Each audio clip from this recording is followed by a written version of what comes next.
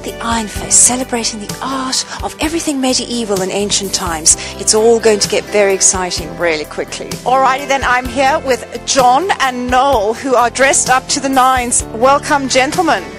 Thank you, and thank you. Lovely to be here. Fantastic. Now, where are you guys from? Historically speaking, we're from 200 years ago, and we represent the soldiers of Napoleon's personal bodyguard.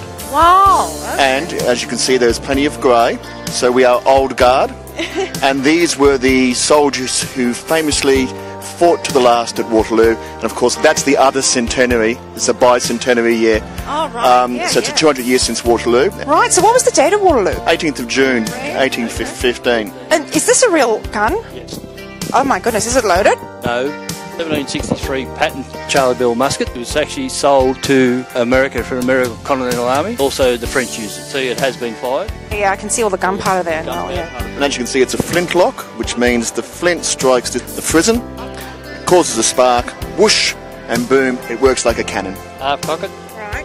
prime it, powder in the pan, Yeah. close your frizzen, pull it down, Yeah. pour the rest of the powder and the ball when it's attached in, then ram the whole lot down, Right. bring it up, pull right back, Right. then pull the trigger. Bit of a process, isn't it, though? Good shot could do 3 in a minute. You know, in the hands of a well-trained soldier, they were quite formidable weapons. I presume they'd be very, very good shots, very practiced as well. A smooth board, a bit like a shotgun. Over 50 metres, you could go anywhere. So that's one of the reasons they lined men up in huge ranks of minimum frontage of 50 but up to 300 wide, so that if they all pointed at the side of a barn, there was a chance that someone was going to hit it. Fair enough. Okay. Now tell me about your hairdress. This is gorgeous. So this is what's called a bearskin, and it's got quite a distinctive dress of the old guard. It's not actually made from bearskin. No, not this one. This one's made from goat In skin. Australia, you're not allowed to have bearskin. Oh, okay. You cannot import it into the country. That saves the bears at least, you know. But as you can see, with re-enactment, there's a lot of compromises, and it's because we do live in the 21st century. Yeah. So we have to be respectful of our times and the law, and we've got to be safe, number one. So when we use the weapons, we don't put charges down there. So what got you guys into this? I mean, how did you get started and why is it so appealing? Everyone's got a different story.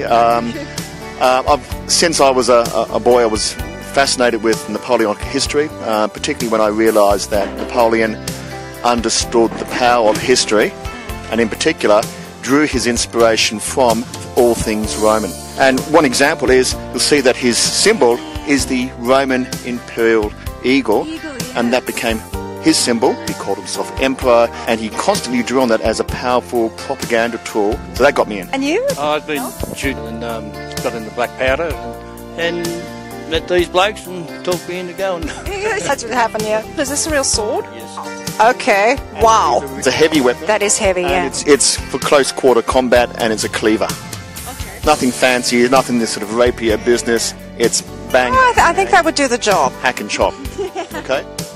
Mate, to attach it to the musket. And that's even that. Be out that distance is quite away from the enemy. And so that keeps you safe from cavalry. You can have a whole lot of men forming a square with these things bristling out. Most horses have the sense to stay away. And so that was some defence for the infantry. And are you guys always at the Ironfest? This is my third year. I'll be coming again. I'll be bringing my cabin up. You Yeah. camp overnight and everything? Oh yes, yeah.